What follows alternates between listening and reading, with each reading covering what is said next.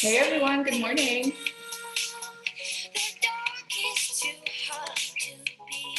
So excited to have you in the room.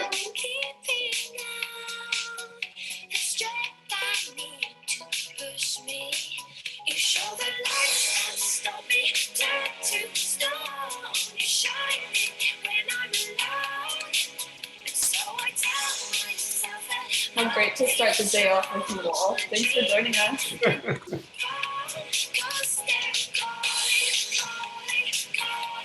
We'll give folks a minute to come in. There's some folks in the waiting room still joining in.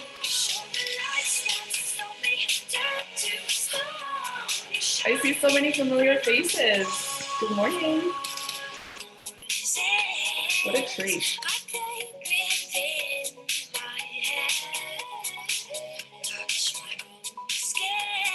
All right, we'll give folks just another minute to join in. In the meantime, I invite you to update your virtual name tag so we know who's behind that screen. Your name, your organization, pronouns, those are all very helpful.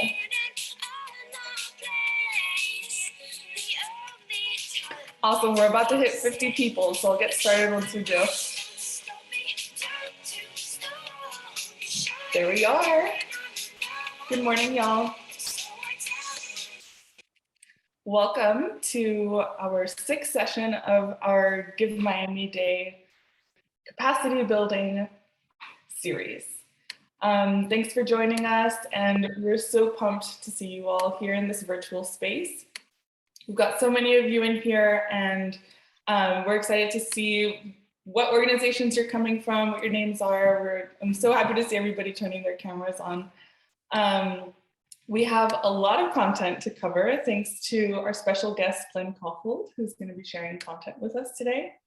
And so I just want to cover some very basic things to make sure that we're all very comfortable in this virtual room together.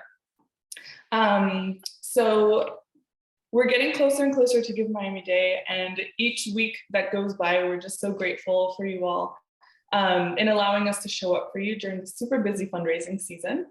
So welcome again. This is part of our Give Miami Day capacity building series, and this session is all about loving your donors and champions, where we're going to get to learn from Glenn Caulfield ways to express gratitude towards donors and champions that support you in your mission on Give Miami Day. So I hope all of you who are leaders, team members, volunteers, board members, that you're all ready to empower your organization and not just landing the gifts, but also in developing lasting relationships with the supporters who will come back again and again to contribute. So allow me to share just a very few basic things around our shared space this morning. One is that we want to make sure that we know who's in the room. So update your virtual name tag to make sure that your name, your organization, and your pronouns are there. Two, we're really grateful that you've dedicated this hour to this and to getting ready for Give Miami Day. So if your camera is on, we'll be ready to interact with you during this session. We'll ask some of you to unmute and to share some of your responses so we can make this more of a conversation.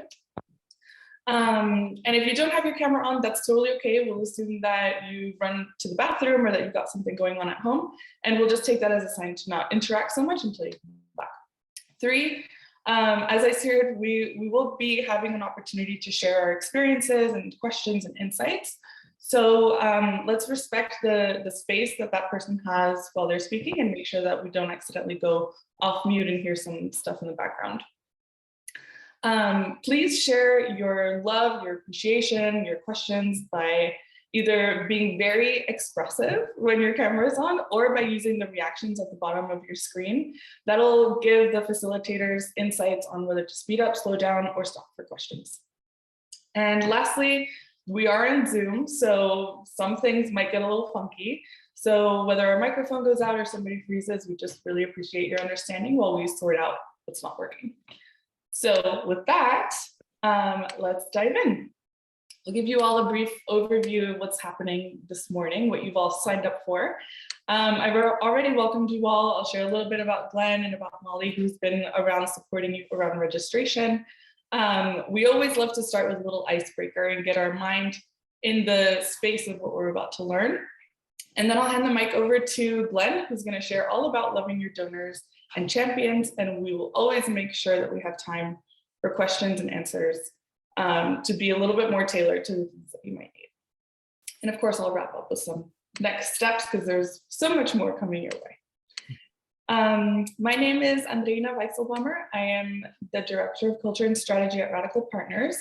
We've partnered with the Miami Foundation, as many of you already know, so that we can prepare and work with all of you towards Give Miami Day, which is something that we've done in the past. But thanks to their efforts this year, we're going full force. And my role has been in the last 3 months and will continue to be your strategic support person, making sure you have someone to bounce ideas off of and think through the next steps of your fundraising strategy. But my partner in crime, Molly O'Doherty, who's here on the call as well, many of you will recognize her as you communicated with her about your registration. She is the powerhouse on the back end, making sure that you are all set up to fundraise on Give Miami Day. And we're also really eager to get to know so many of you too. So Glenn, who I will introduce shortly after our icebreaker, is going to tell you all about loving your donors and champions. He's our pro today. So I invite you all to just have a moment of visualization. So close your eyes. I'm going to walk you through some steps, and then I'll be really curious to know what your responses are. So let's say that you've been saving up some funds to donate on Give Miami Day for months, and you've identified an organization that you want to give to. You have this dollar amount in mind. You see the dollars in front of you. This is the most you've ever given to an organization, and you feel really, really proud to click submit once you send that money out. You type in your credit card information and you leave contact information before your donation makes its way to the organization. And you click submit. You're super pumped about this. So you go about your day, maybe giving smaller gifts to a few other organizations and encouraging your friends to do the same. About an hour later, you get a text message and you start to read this really thoughtful note that turns out to be from the organization that you just gave to. So what does it say? And I invite folks to either go off mute and share a line with us, something that really struck you, or to type it in the chat, and I'll be happy to read some of those out loud. Take your time, I'll give you 2 minutes.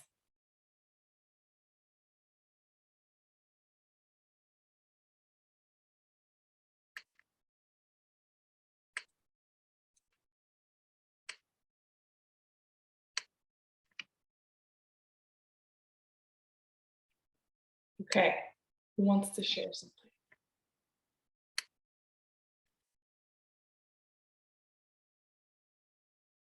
All right, from Joanne, she'd love to see a big fat thank you and some notes on how this money impacted the organization.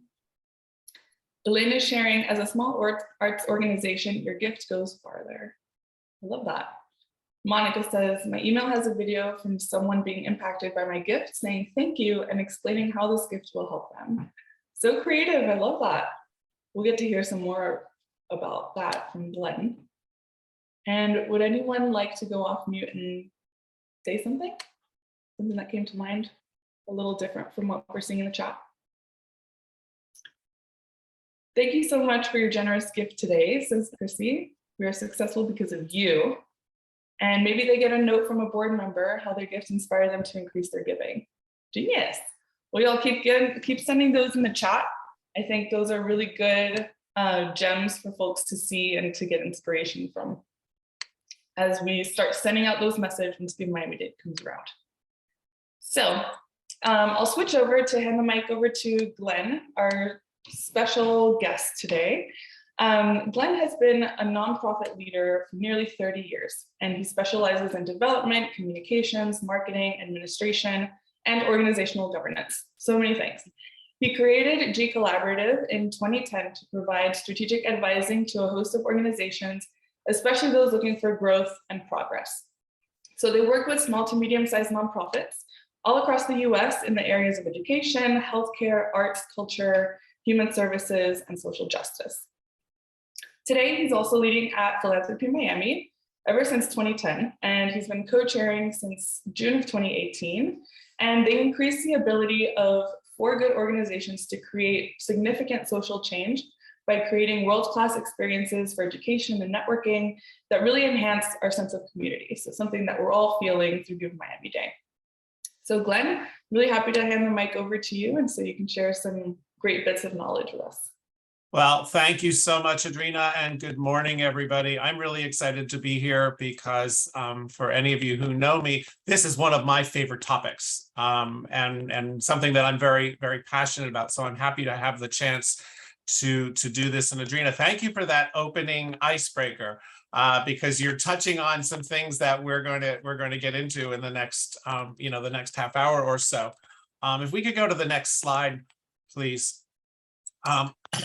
What I want to do this morning is really two things. To share with you why you should spend a lot of time loving your donors and your champions during Give Miami Day season, and then share with you 12 tips on how to do it. And again, anyone who knows me knows that I have a passion for small to mid-sized nonprofits. So everything I'm going to share you can do without really spending very much money at all, because I know a lot of small organizations say, "Oh, we don't have the budget," but I'm always budget minded. If we could go to the next slide, there are 3 motivations that I think you should embrace to encourage you to spend as much time as you can on donor relations and stewardship. And the first is this notion that people have to give. Most of us as human beings have this need in ourselves to be part of something bigger than ourselves. And that plays out in many ways. For some it's volunteering, for some it's being advocates, for some it's giving money, for some it's all of them. And it has nothing to do with how much you give, because I truly believe, and I know the folks at Radical Partners and Miami Foundation believe everyone is a donor, and it doesn't matter what the gift is. And I love this quote from Maya Angelou. This is the first of 2 Maya Angelou quotes I'm gonna throw at you. But she said, "I have found that among its other benefits, giving liberates the soul of the giver." And if you've ever given a gift, and I would imagine everyone on this call has, whether it's $10 or $1,000, we feel good about this gift. We feel proud that we were able to do it. Adrina, that's why I loved your little opening exercise there, because we do have to put ourselves in the mind of the person who's making that gift. So that's the number one. People have to give, and we have to really honor that. Motivation number 2 has to do with science.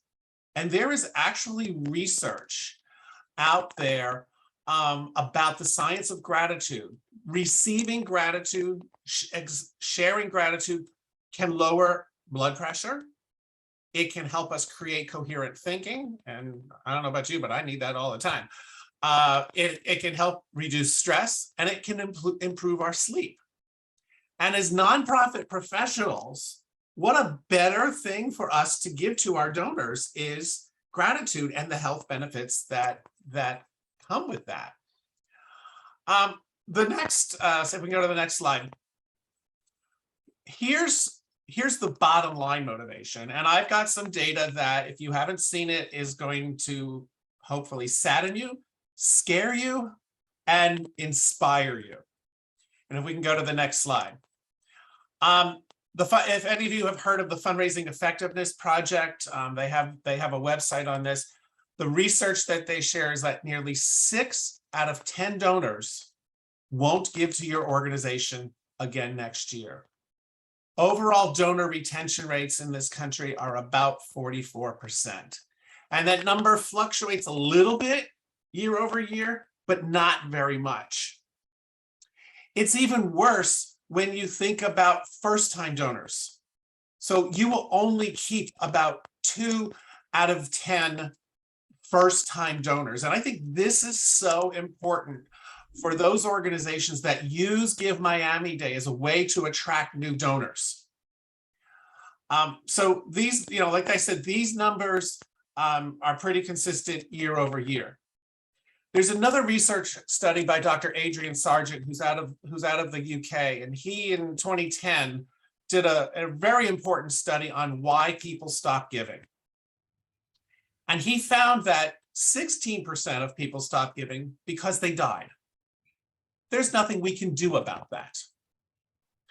He found that 54%, and this is the biggest group in the study, can no longer afford to give. Now, we cannot, really change someone's ability to give, but we can control how we work with those people over time. And I think it's really important, when you have a donor who's in that position, that you continue to love them, you continue to keep them involved. And I'd love to share this anecdote. A number of years ago, I was executive director of a college affiliated foundation, and I had a board member call me one day, and she said, "Glenn, I have to drop off the board." And I was shocked, because this is a woman who is an alum and very valued member of our family. And she told me she had to declare personal bankruptcy, and she couldn't give. And I said to her, "Linda, I don't care about that. You are too important to us. You are not coming off this board. We'll figure it out." And we kept her on the board. And I'll never forget the next time we had a board meeting, she walked in the room, she came up to me, she didn't say anything, she just gave me a kiss on the cheek and sat down. So that's what we have to do with those donors who have financial challenges and they can no longer afford to give. The rest of the things that Dr. Sargent found are all well within our control. 18% of people stopped giving because they received poor service or communication from the organization. 16% thought that others were more deserving, other organizations were more deserving than yours. 13%, believe it or not, never got thanked. And this next one drives me crazy. 9% said they had no memory of supporting the organization. I mean, what an indictment that is. 8% received no information on how their gifts were used. And I saw in the chat box before that somebody talked about, telling the donor how their gifts are being used. And then 5% thought that they were not needed. My reaction to all of this is on the next slide, Adrina. There we go. This really shocks me. This data, but it also inspires me, and I hope it inspires you that these are all things that we can correct. If we can go to the next slide. As we go into my top 12 ideas, I love this Maya Angelou quote. People will forget what you said, people will forget what you did, but people will never forget how you made them feel. And I want to share another story with you. And this just happened last week. In my consulting business, I have had the pleasure to work with Miami City Ballet for about 5 years, and I just finished with them a few weeks ago.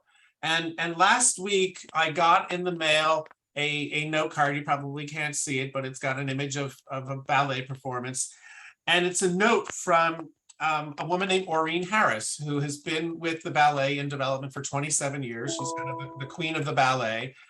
And it was this lovely note thanking me for all that I did for Miami City Ballet during the time I was there, and thanking me personally for, the things that I did for her. And this came out of the blue. And I shouldn't have been surprised because Maureen's done this before. But it made me feel so good and wonderful. And I didn't pull out the note for this session because it sits right here on my desk as a reminder. And so that's something that just is it's so easy. So let's jump into the top 12. Number 1, change your thinking. And for those of you who've been in this business for a long time, we often use the terms donor relations and stewardship interchangeably. I know I did for decades.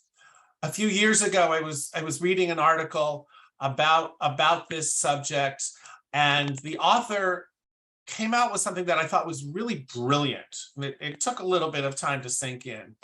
She said that donor relations and stewardship are not the same thing. In her opinion, stewardship are those activities, those things we do in service of the gift. So the thank you letter, the reporting on that, fulfilling the things that we've promised to the donor, versus donor relations are those activities, those things we do to nurture the relationship with the individual or the company or the foundation. And this really was an aha moment for me, because I think she's right. These are two separate practices. And so my first recommendation to you is to think about this, let this sink in. And as you think about your plan for Give Miami Day and all year long of how you're going to work with your donors, that you put your activities in these two buckets and make sure you've got the appropriate balance between them. If we go to number 2, thank early and thank often.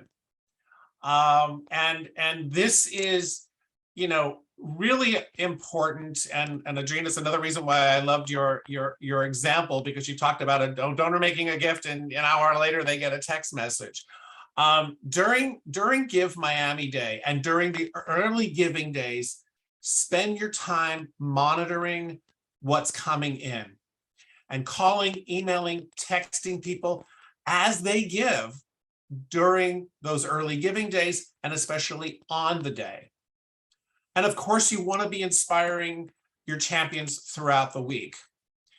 Now, I want to share another little side note here. A couple of years ago, I had the pleasure of working with Miami Jewish Health Foundation.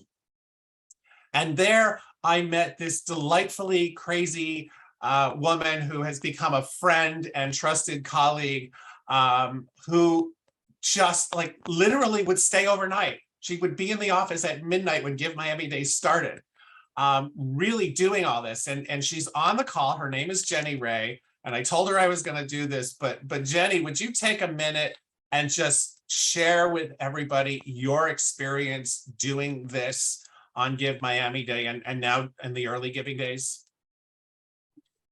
Hi, Glenn. Hi, everyone. Yes, this has been I think this will be my 9th Give Miami Day with Miami Jewish Health. And it's more than just a labor of love. It's something that we're really passionate about. And over the years, I've taught classes for the Miami Foundation on Give Miami Day. And as Glenn mentioned, it's not, as Maya Angelou says, it's not, people won't remember what you say, it's how you make them feel. And so what we do for Give Miami Day is we really go out of our way to encourage our donors to feel that they're a part of the excitement. We hype them up. We encourage them to use their personal and professional contacts to align them with our mission. We also, day of, I'm up 24 hours before and after and day of, and I'll have our marketing team highlighting donors with their permission on Twitter, Instagram, Facebook, whichever platform they use or have the most followers on, ask them to share it. We'll tag people. I also will have board members.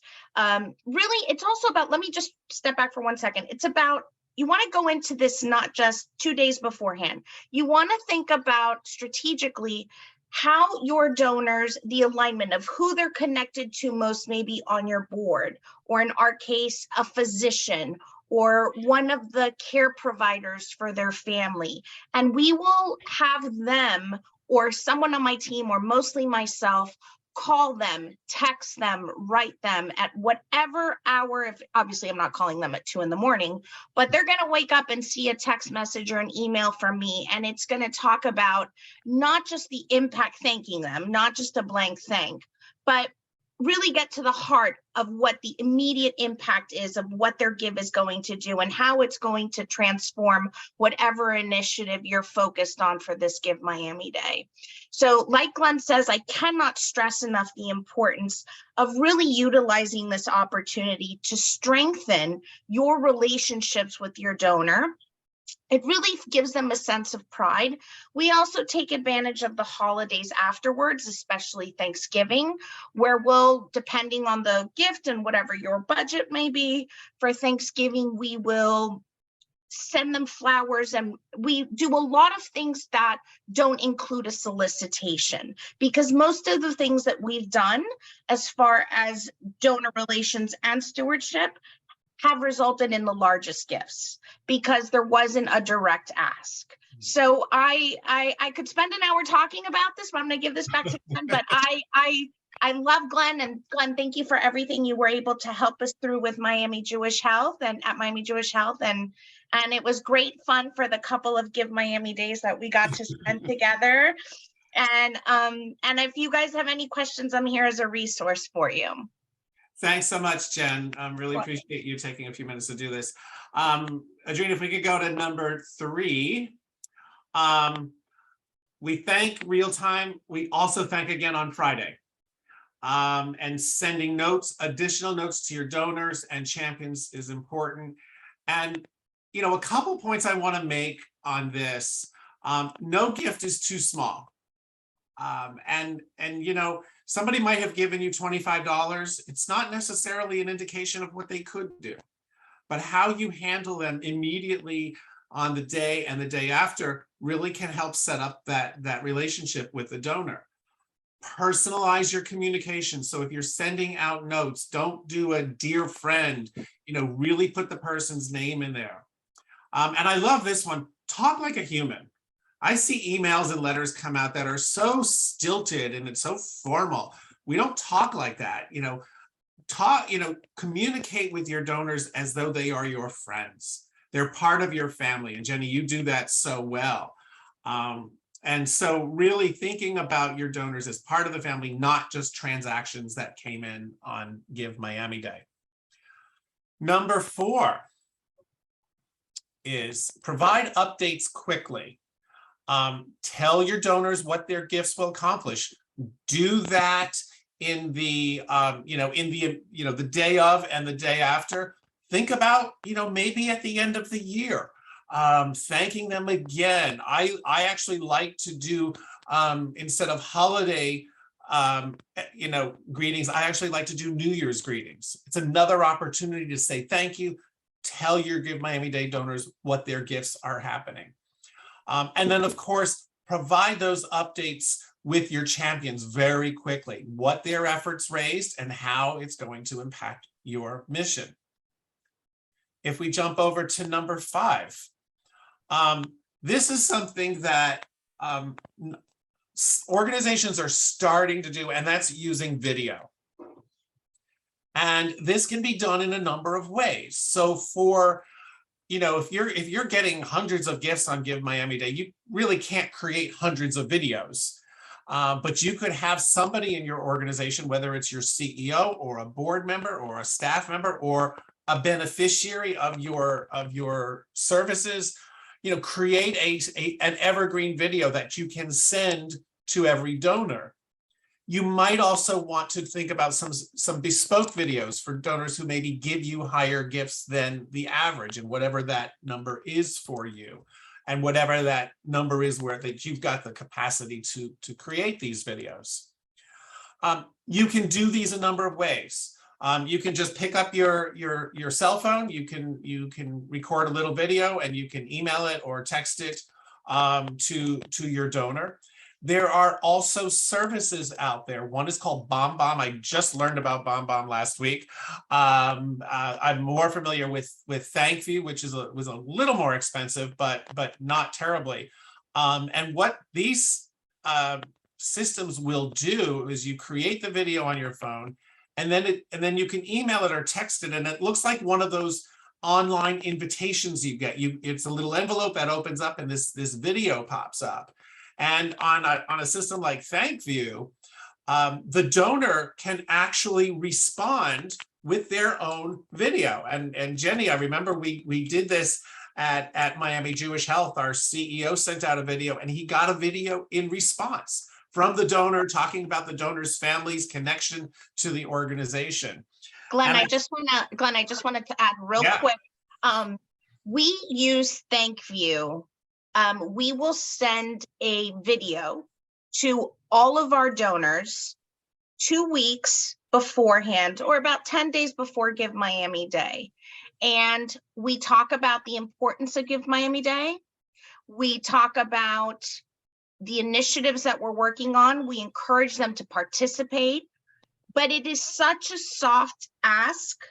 And of all of the ThankView videos that we send throughout the year, that is the number one that has the most, when we look at sort of the metrics on it, it has the most opens, the most clicks, the most replies. So it's a service that we have found to be invaluable. And I cannot stress enough the importance of doing pre-Give Miami Day videos that have not a direct ask, but a soft talking about the impact of their gift. And then we have, after Give Miami Day, we actually tee them up the next day, where it'll be either from our CEO or from a caregiver or a doctor, depending on who the tightest relationship is with. We also have it from our residents and our patients, and that will go directly to them, and we personalize it and we talk about their gift. So for those of you who don't use it, ThankView is an absolutely amazing platform that you can use for not just for this, but for any different type. And they're not paying me for this isn't an ad. So I cannot absolutely stress enough what Glenn is saying about this. So now I'm gonna shut up. Okay, all right. And I see a note in the chat from Monica who's saying, love ThankView. And I think those organizations that have started to use these platforms really see the power in this. And I'll tell you, it becomes addictive. Once you have this resource, you can really start to work this into a lot of your things. I've worked with clients that have created videos as part of their annual giving programs. Before a letter goes out, they're sending a video from the person who's going to sign the letter. A lot of great things you can do with video. Adrina, if we could go to the next slide.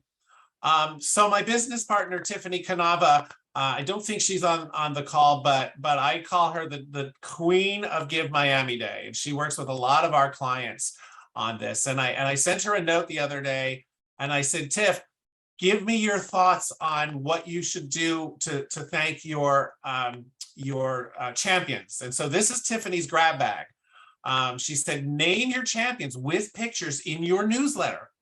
You know, the next newsletter that comes out after Give Miami Day. Send a dedicated email to all your donors thanking the champions.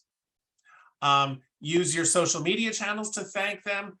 She likes the idea, if you have the budget, to send some sort of branded item or a swag box to your champions. And it doesn't have to be expensive. It doesn't have to be elaborate, but it's a nice touch.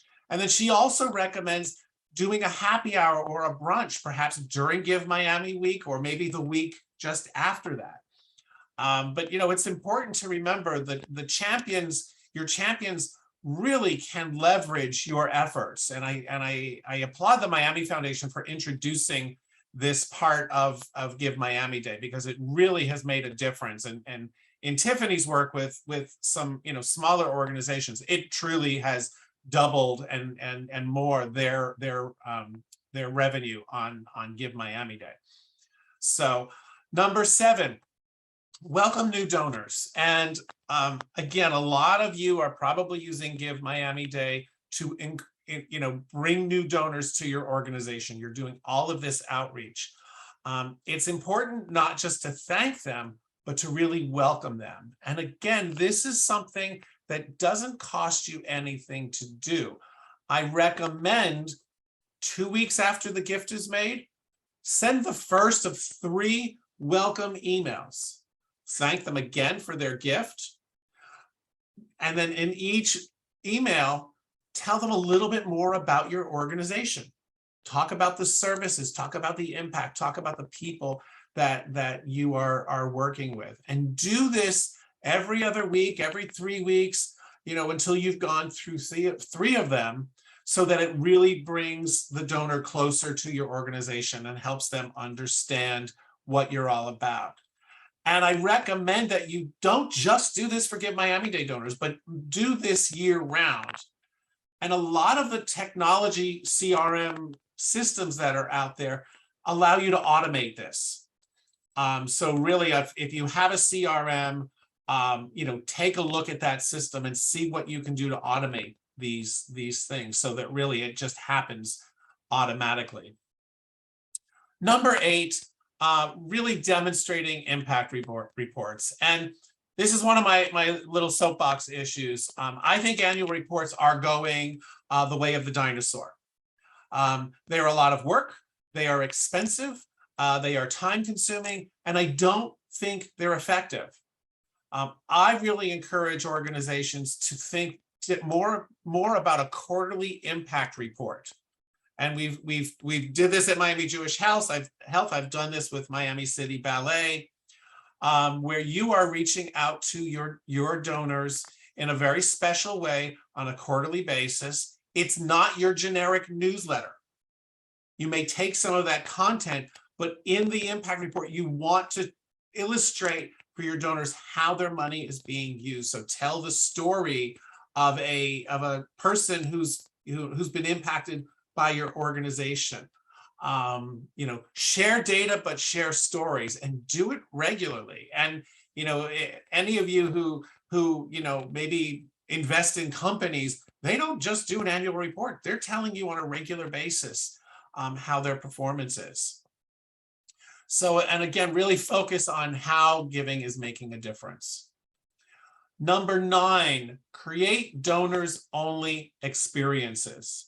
So think about a thank you event. Maybe it's sometime in January or February after the holiday madness. That's just for donors. One of my clients does a lobster bake every year for donors who give $1,000 or more. You could do a picnic, you could do a concert, you could do some sort of activity that's appropriate to your mission and your budget, to bring donors together and just to thank them. And then for your higher dollar donors, really think about segmenting your list, because these become cultivation opportunities. So if you're an organization and you're getting a bunch of $1,000 gifts on Give My Day or more, you might ask a board member to host a little cocktail party in their home and invite those people. Do a smaller, more intimate gathering, so that you can use that moment to cultivate that relationship with the donor. Number 10 is engaging your champions. Again, you want to thank them, you want to publicly recognize them, you want to demonstrate to them what their efforts were. But I also think it's important to engage them after Give Miami Day, maybe not in the week after, but in the month or two after, and talk to them. What worked well for you? What could be improved in the experience? What can we do to make it easier for you to do what we're asking you to do as a champion? And I think those important volunteers will really appreciate that opportunity to be asked their opinion, and then you can put that in your plan for the next year. And if there's a really great idea that comes out, even share that with the team at the Miami Foundation, and they can make improvements to on their end. Number 11, invite people to give again. And I have seen in my work, I've worked with organizations that the sole extent of their annual fundraising is Give Miami Day, and they're not engaging people at other times during the year. And I think we all have to remember that people will give to you more than once a year. If you've ever given a gift to an organization like March of Dimes or the American Heart Association, some of these big national nonprofits, you know that if you give a gift, 6 weeks later, you're probably going to be asked again. And they do this because they know people will give. So think about in your Give Miami Day plan, when, in addition to the thank yous and the quarterly impact reports, when are you going to invite them to give again? And maybe it's in February and you put that in your annual calendar, say, thank you again for Give Miami Day. We really appreciate your $25. Would you consider giving $10 a month? So really, make that part of your engagement with them, because if they had a really good experience with you, if you did a great job thanking them and informing them of how their gifts are being used, they're going to want to participate all year long. And that doesn't mean that you cannot solicit or should not solicit them for Give Miami Day again. So it's not cannibalizing your next Give Miami Day. And then number 12 is adopt a mindset of surprising and delighting your donors whenever you can. I mentioned the card that I got from Maureen at the ballet. Absolutely sort of surprised me. I didn't expect to get it, and I was delighted by it. And, there's an organization, Miami City Ballet is an organization that does gratitude really, really well. And another example of surprise and delight is, when I first became a member, I went to the Arts Center one night for a performance shortly after I became a member. And on my seat was a handwritten thank you note from the membership manager, just thanking me for my monthly gift, thanking me for my support and for coming to the performance.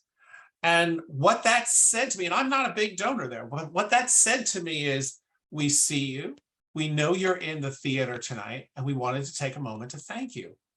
What a surprise that was for me to get that. And I was there with my business partner, and she had also joined, and we both had notes on our seats. I remember, hearing a story some years ago from Mark Cole, who used to run the Miami-Dade College Foundation, that they had a board member / donor whose birthday was coming up, and on the day of his birthday, the whole team went over with little hand masks of the donor's face and with a birthday cake, just to celebrate his birthday. And what a great surprise that was for this board member. So I really encourage you, of course, to think about your year-round engagement, but where are those moments where you can surprise people, where you can say, hey, we see you. And we're doing something a little out of the ordinary. So I want to stop there. And Adrina, I don't know if there's any questions in the chat or people want to unmute, but we've got some time to take some questions and share ideas. If there's things that I talked about that you're already doing, you want to share experience, let's learn from each other. Yeah, we certainly do have time. One of the things that I love about these sessions is that, of course, we get to bring an expert to the table like Glenn, but also recognize that all of us here have experience in giving and in receiving, and that we have had some challenges and also some successes that we can share with one another. So since I'm not seeing any questions in the chat, I would love to give someone the floor to share if they had received gifts from donors year after year. What do you think it is that has them coming back?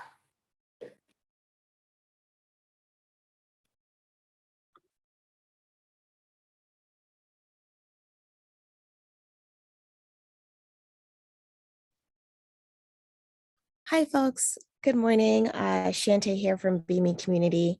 And I actually have an example from another nonprofit that I work for, Donors Choose. And it's a nonprofit that supports public school teachers and students. But one of the reasons our donors really loved giving multiple times a year was because we sent them video updates and thank you letters and just general fun, surprising delightful updates related to the classroom when they weren't expecting it. So like Glenn was saying earlier, having things come out on a Friday, or even if it's not a holiday or a time where they would expect a thank you or a sweet reminder, we would just make sure they heard from the classroom, whether it was related to a student or it's the teacher's birthday. And we just want to let you know that this teacher you supported before, her birthday is today. And we invite you to celebrate her by adding a message to her project page. So just small things like that can be really special, and allow folks to remind themselves of like, I really loved that moment when I gave, which usually causes them to give again. I see in the chat a note from Rosa Andrews from NAMI about personalized handwritten notes, and thank you for putting that in there, Rosa, because I think that's really important. People don't expect that. It's how often do we get handwritten notes anymore? And my friend Orlando Gonzalez, who is the executive director of SAVE, keeps a box of note cards on his desk. And I at his inspiration, I do the same thing. And I look for times, for moments to just send a note to somebody. And I remember about 6 months ago, as Adrena mentioned in her introduction, I'm the co-chair of Philanthropy Miami, and two of my board members, had really stepped up in their volunteer work and were helping me with a lot of big projects. And I just took a moment and I wrote them both a handwritten, little note to thank them for that. And they both commented how surprised and delighted they were to get that. And again, this is something, it costs you nothing to do this. So Rosa, again, thank you. I think that's really an important point. Yeah, reading those notes really is so heartwarming. Yeah. We have a question from Heather Pendleton. This is their first Give Miami Day, and if we have any ideas for small swag gifts that we'd recommend. And is it worth it when they're just starting out? They're a sailing educational program. I think you have to be careful with swag gifts. There's research that's been done that a lot of donors don't like them. They don't want to see you spending your money that way. So I'd be careful with it. I think it's a little different to use that as a thank you for your champions, because they really are, exerting a lot of effort on your behalf. But I would say, maybe hold off on that. Or if you are going to do it, if you could find a donor who will underwrite that for you, so you can say to your donors, this is a little thank you, that our contributor helped us do. So, and I would love, if anyone else has opinions on that, please share them with us. I'm seeing a note in the chat by my friend and colleague Pietro Bonacosta, that being thanked by the people served by the organization can be a powerful mission moment for the donor. And I think that's really true. And Miami-Dade College Foundation is one of those organizations that's been using Thank You, and most of their videos come from students who are benefiting from scholarships. So Pietro, you're absolutely right. It does not have to be the CEO or the board chair. Donors hear from those people all the time. Glenn, I wanted to just quickly add something to your top part about the ambassadors for the organizations and for the initiatives. We're working strong. I know that it tends to be an unspoken challenge amongst many not-for-profits that empowering the board, strengthening a board, expanding their board can be a challenge. And so what we do is I try, I don't always succeed, but I definitely try to encourage each board member with the power of 5. And I empower each board member to have 5, to come provide us with 5 new donors that will make a Give Miami Day gift of any size. And what that does is it engages the board member in their role as their philanthropic responsibility as being an advocate for the organization. And it also helps with new donor acquisition, gives you an opportunity to really expand your mission. And so I encourage you to seek ways to not just make your board members ambassadors, but also in our case, it's our physicians, our nurses, our CNAs, our leadership on all different levels. And sort of implement ways that you would do a normal peer-to-peer campaign, but do that with Give Miami Day. And so I cannot stress enough the importance of that, because it really gives you an opportunity to expand the impact that you'll have on Give Miami Day. Great. That's a really great tip, Jenny. Thank you so much. I'll bring up a note that our friend Vero Corbenfeld shared, that she prefers, I'm trying to search for it, but I remember she's saying she prefers the virtual thank yous, as the paper ones, of course, are very kind and loving and heartwarming, but they're maybe not environmentally friendly, and they always come with a cost. And wanted to add that I've seen some really great creative alternatives that folks use to design their thank you cards online using Canva, or something that we've used for RSVPs for events with Paperless Post, which I imagine can also be tailored to send thank you cards. It has like a really wonderful experience of like this letter being opened as if it's being opened physically. So there's always so many alternatives. We're always happy to share those resources too. Great. Yeah, Canva is a great, very inexpensive tool, in many cases free tool for nonprofits to use. Are there any other questions or comments? Looking at the chat box here too. I think we're winding down, but if there are any comments or questions that folks have, we're always happy to answer them, or to continue chatting during our virtual after party. We'll just play a little bit of music and folks start heading out of the room. And on the next slide, here it is. If you want to reach out to me, you can hit me up on LinkedIn or my email address, or visit our website. I think Joanne raised her hand. Katrina, do I see that in the? Do. Thank you, Glenn. I just wanted to ask the question that probably a lot of people are thinking about, like, where and how do you keep track of all of this? That's not only in your memory. It's a great question. I hope that every organization has a CRM that's not Excel. But you know, I do encourage you, if you have a CRM, take the time, and I know this is a lot of work, but to record this in your CRM. You know, you should record every engagement you have with a donor in your CRM, because we know, you know, none of us stays in a job forever. And the people who follow us, you know, it's very helpful to them to see what was done.